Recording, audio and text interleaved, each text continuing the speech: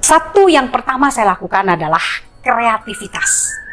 Nah, caranya mengisi hari-hari yang biasanya sibuk, yang biasanya ngomel ya. Ngomel dalam artian memberikan inspirasi kepada orang lain, tapi tidak bisa kita lakukan selama pandemi. Jadi time management skill yang kuat itu harus kita miliki.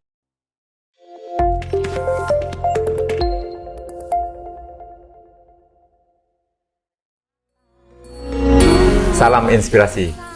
Halo sahabat tokoh, ketemu lagi dengan saya Ngurah Budi di channel Cyber Tokoh. Kali ini saya akan ngobrol dengan seorang perempuan multitalenta. Perempuan ini juga penerima penganugerahan Perempuan Inspiratif Tokoh 2016. Aktivitas yang dilakukannya selama ini adalah trainer, kemudian public speaker, penulis buku, juri lomba menyanyi, dan banyak kegiatan lainnya. Nama lengkapnya adalah Sri Sumadani. Karena saya sudah cukup lama kenal dengan beliau, saya memanggilnya dengan nama Mbak Sri. Ikuti perbincangan saya dengan Mbak Sri. Mbak Sri, apa kabar? Baik, gimana nih Pak Ngurah nih? Sudah lama ya kita tidak pernah ketemu lagi. Lama ya? Perempuan Inspiratif Tokoh. Oh iya, masih ingat ya, itu pialanya masih ada ya? Oke. Iya, Pak Ngurah. Mbak Sri, sekarang di era pandemi ini, apa kesibukan Mbak Sri selama ini? Mungkin bisa ceritakan, kan kita tahu Mbak Sri juga punya banyak kegiatan, apa yang masih dilakukan? Iya, sebelumnya terima kasih Pak Ngurah sudah hadir nih, jalan-jalan loh ke rumah nih, langsung wawancara. Terima kasih ya, walaupun kita tidak pernah bertemu nih langsung dalam sebuah event. Betul, kita sering ketemu di jalan ya. Kan penyuka tanaman juga nih, sama dengan keluarga saya ya. Nah, selama pandemi ini kita nggak pernah ketemu ya, Pak? Dalam event maksudnya, dalam event ya? Tidak ada, betul jadi ya, kita hanya komunikasi lewat WA, kadang di medsos. Ya, betul. Sebenarnya banyak ya, sama seperti semua orang. Ketika baru pertama kali nih, ada namanya pandemi, COVID-19, kita semua seolah-olah tiarap ya. Kayak tiarap gitu loh. Apa yang harus kita lakukan? Satu yang pertama saya lakukan adalah kreativitas. Karena saya kan lebih banyak terjun di banyak orang nih, sedangkan waktu itu kan ngumpulin orang nggak boleh, ya kan, pelatihan nggak boleh, bertemu dengan orang nggak boleh. Nah, kreativitas, bagaimana caranya mengisi hari-hari yang biasanya sibuk, yang biasanya ngomel ya, ngomel dalam artian memberikan inspirasi kepada orang lain, tapi tidak bisa kita lakukan selama pandemi. Dibatasi. Iya, nah itulah sebenarnya awal dari kreativitas kita, membuat program-program di sebuah channel. Langsung sebenarnya dari dulu sih saya punya channel, tapi program yang khusus di masa pandemi itu ada namanya program membaca buku, ya, membaca buku. Jadi sama seperti ya orang-orang lain Pak Ngurah, kita tuh harus kreativitas yang tinggi. Nah, di sanalah saya membuat program. Kalau Pak Ngurah nih nonton channel YouTube saya nih, judulnya adalah Paragraf Sang Penyihir. Itu tetap ada sang penyihirnya? Iya, tetap ada sang penyihirnya. Jadi spesialis penyihir. Penyihir. Nah, itu programnya lumayan memberi kesibukan di hari-hari saya waktu pandemi pertama di tahun 2020, membacakan buku. Dari memilih buku, kemudian membacakan, meresum, kemudian mengedit video, kemudian menayangkan. Nah, itu lumayan kesibukannya ya. Kemudian ada juga celoteh.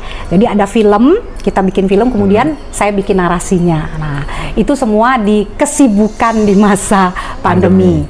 Namun di balik itu ada juga pelatihan yang online. Oh, sekarang semua beralih ke online. Betul. Waktu itu saya bikin paket online. Jadi kita bikin video, nanti video itu kita jual ke klien, jadi silahkan mau dipakai khusus untuk intern mereka. Dan itu banyak, lumayan. Berarti respon klien juga banyak? Banyak, respon publik tuh bagus sekali. Artinya mereka juga cepat sekali menyesuaikan. Di saat pandemi, apa yang mereka harus lakukan kan begitu pengusaha-pengusaha ya. Untuk karyawannya, untuk menyemangati para karyawannya, nah membeli paketnya itu. Jadi walaupun pandemi, tetap kreatif dan tetap sibuk. Iya, betul. Gimana mau sering ngatur waktu biar semua jalan kan tidak mungkin hari ini pagi mau baca, kemudian buat narasi, kemudian harus buat paket. Nah itu ngatur waktunya gimana? Mungkin bisa kasih tips gimana ngatur waktu? Iya. Memang kalau kita sudah terbiasa disiplin nih, Pak Ngurah pasti wartawan senior seperti ini pasti disiplin ya. Pak Ngurah nih disiplin, itu terbawa sampai kapanpun. Walaupun anggaplah kita tidak punya pekerjaan, itu tetap disiplin. Jadi time management skill yang kuat itu harus kita miliki. Nah untuk memanage ya memang kita harus rencanakan semua, planning semua yang kita kerjakan itu harus ada rencana. Besok ngapain nih? Jadi sebelum kita seminggu itu sudah ada rencananya. Apa bukunya, terus ininya apa, judulnya apa, kemudian apa yang nanti ketika diresum apa yang penting, isu-isu terkini. Nah itu penting juga. Tetap harus update juga. Betul, isu-isu terkini di-matchkan dengan buku yang kita miliki. Nah itu yang paling sulit sebenarnya, betul. Matchkan itu ya? Iya, contohnya nih di masa pandemi kan ibu-ibu nih, terutama kita bicara ibu-ibu kok melar nih. Nah termasuk saya juga nih kok agak melar. Nah saya bacakan buku Slimming Woman atau apa. Nah itu yang hubungannya dengan kebugaran seorang perempuan. Atau tingkat stres yang tinggi nih, gimana caranya? Nah, ada buku yang tentang tingkat stres, bagaimana happiness life. Nah, atau usaha nih, di masa pandemi ini usaha apa? Marketingnya caranya gimana? Nah, kita bacakan buku yang hubungannya dengan itu. Dan itu banyak dapat dukungan loh Pak Ngurah ya. Saya banyak sekali dapat dukungan dari penerbit, kemudian penulis-nulis buku itu malah ngirimin. Jadi ada sinergi dengan penulis dan penerbit juga. Betul, mereka tahu kok ada programnya Bu Sri nih kok keren gitu, membantu UMKM karena gratis, nggak bayar. Jadi apa yang mereka nggak bisa beli buku, tapi bisa mendengarkan dari saya membaca buku. Dari storytelling gitu. Iya. Jadi selain tadi mau kreatif, yang kedua adalah kolaborasi, betul ya? Iya betul. Kolaborasi yang dilakukan itu ternyata bermanfaat bagi audiens ketika masa pandemi seperti ini ya? Iya betul. Tantangannya apa Mbak? Tantangannya banyak. Ya yang pertama kita kalau berbicara nih kayak kita nih berdua nih berbicara depan kamera, energinya kan beda.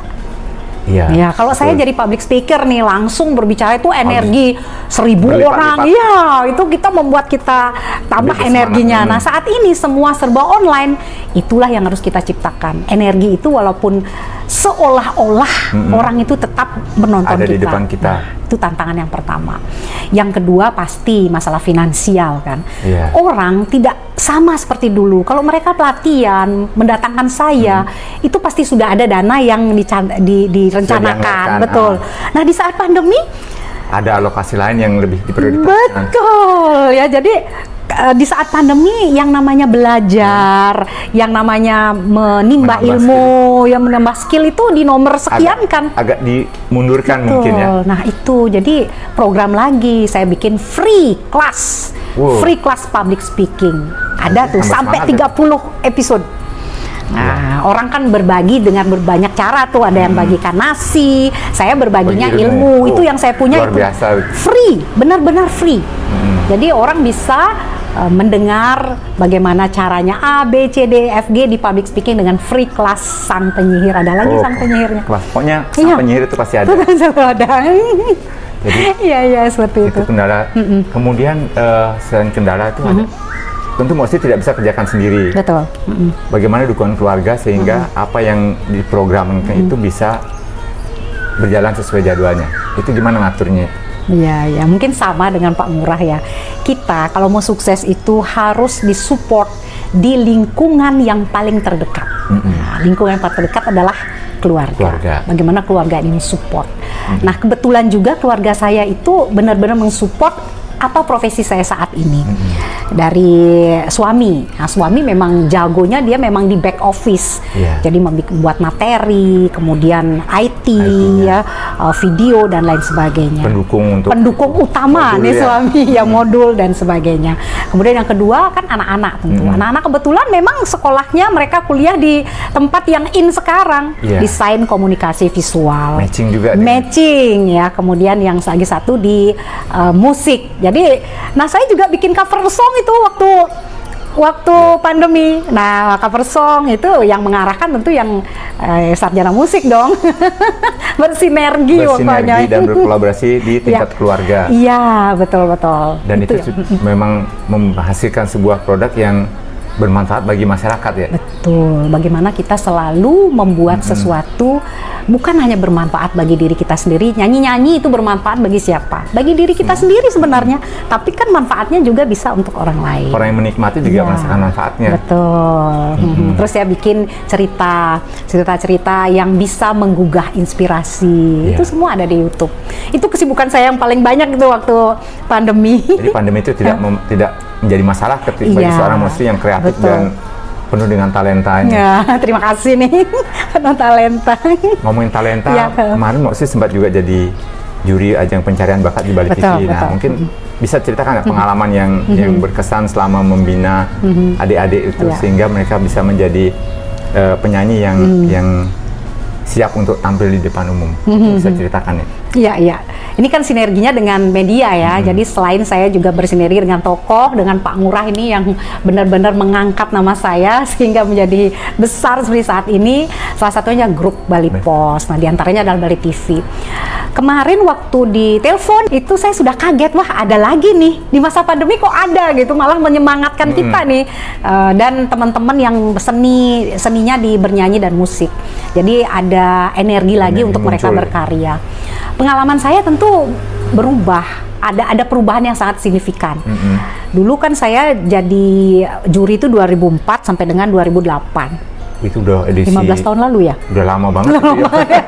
Jadul.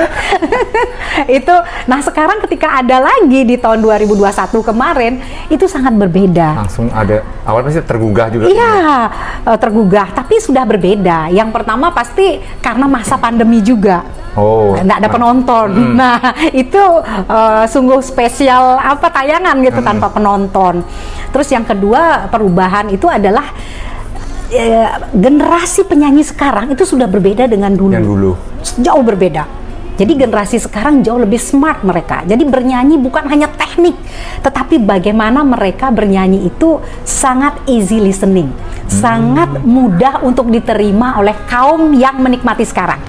Nah, kan banyak tuh sekarang penyanyi suaranya tidak kayak festival dulu. Makanya kemarin kita sampai arahkan, walaupun saya penyanyi festival, tapi nanti kita melahirkan bukan penyanyi festival. Jadi penyanyi kekinian istilahnya. Yang sesuai dengan marketnya. Betul. Nah itu bedanya jauh. Jadi tapi kembali lagi dia kalau mempunyai bakat, kemudian skill atau teknik dia nggak punya juga nanti akan kalah. Jadi tetap teknik itu ada, tapi bagaimana mereka menyanyikan itu dengan cara kekinian. Kekinian itu yang kata kuncinya ya. Iya, kata kuncinya mungkin ada lagi yang berkesan selama penjurian selain penontonnya, keterbatasan audiens. Iya, betul. Apalagi yang bisa masih dibagikan, sharekan ke para ini. Iya. Para yang ikut yang ikut. Sebenarnya gini, sesuatu ajang pencarian bakat itu seperti BRTV, Bali TV 2021 itu sebenarnya membentuk karakter generasi saat ini. Jadi mereka kadang-kadang gini, aku malas ikut ajang-ajang seperti ini kan gitu ya. Ini kan perlombaan gitu. Padahal dia mungkin sudah sering membuat cover lagu. Dia sudah punya modal. Iya, punya modal. Nggak mau tampil. Iya. Nah itu nanti kalahnya di mental. Nah jadi kalau kita ikut yang namanya ajang pencarian bakat itu mental kita sudah duluan menang. Kecuali memang dia sudah terbiasa, umpamanya dia cover lagu sudah sering. Nah waktu cover lagu pasti ada yang bilang negatif, ada positif, dia sudah terlatih menerima masukan dan sebagainya, oke lah gitu. Tapi kalau dia cuma cover lagu kemudian jadi terkenal, nah ketika ada permasalahan, ada problem, mentalnya kurang kuat biasanya. Istilah anak sekarang kena mental itu. Iya, mentalnya kurang kuat mereka. Jadi ketika ikut ajang yang seperti ini, itu mental sudah dibentuk. Harus kuat dulu. Iya, mental sudah dibentuk. Mau ada orang mengkritik, mau orang senang, mau orang tidak senang, mau belajar terus, menerima masukan dan lain sebagainya, dia mental sudah kuat. Tinggal sekarang belajar cara bagaimana menjual hal-hal yang sudah dia dapatkan gitu. Oke, mantap. Terakhir Mbak Sri, mungkin bisa tips untuk para wanita dengan berbagai macam talenta, bagaimana mereka agar bisa mensinergikan semua tanpa meninggalkan urusan domestiknya. Mungkin bisa berbagi pengalaman dengan para pemirsa. Iya, betul, nih hari Kartini ya. Bulan Kartini ya. Memang banyak sekali sih di saat-saat ini, banyak nih yang datang menanya saya, Bu Sri, apa sih arti sebuah Kartini di era kekinian? Itu ya sebenarnya sama saja ya. Artinya bagaimana sih saya sebagai perempuan, apalagi di ajang penobatan dari tokoh ini adalah perempuan inspiratif tahun 2016. Nah, jadi dari tahun 2015 sampai sekarang saya berusaha nih Pak Ngurah, apa yang sudah diberikan tokoh kepada saya itu saya sinergikan dengan profesi saya. Jadi apapun yang saya buat, mudah-mudahan itu menjadi inspirasi, karena perempuan inspiratif tokoh. Jadi apapun yang saya lakukan, yang saya katakan, saya pikirkan, dan saya buat, yang saya kerjakan, itu semua dapat menginspirasi. Itu yang pertama. Terus yang kedua, nah ini, sebagai perempuan yang paling penting adalah kebahagiaan. Karena menurut saya, perempuan yang bahagia akan membuat lingkungannya bahagia. Nah, itu ya, bahagia dengan cara paling mudah, yaitu tersenyum. Itu ya, gampang kan?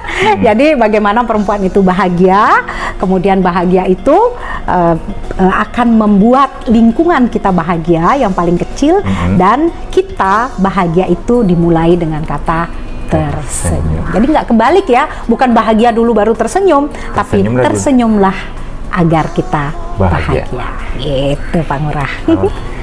Mbak Sri, terima kasih banyak atas perbincangan kali ini. Sama-sama Pak Ngurah. Sobat Cyber Tokoh, demikian perbincangan saya dengan Mbak Sri Sumardani. Semoga apa yang kami obrolkan bermanfaat dan memberi inspirasi bagi Anda. Sampai jumpa di video kita berikutnya.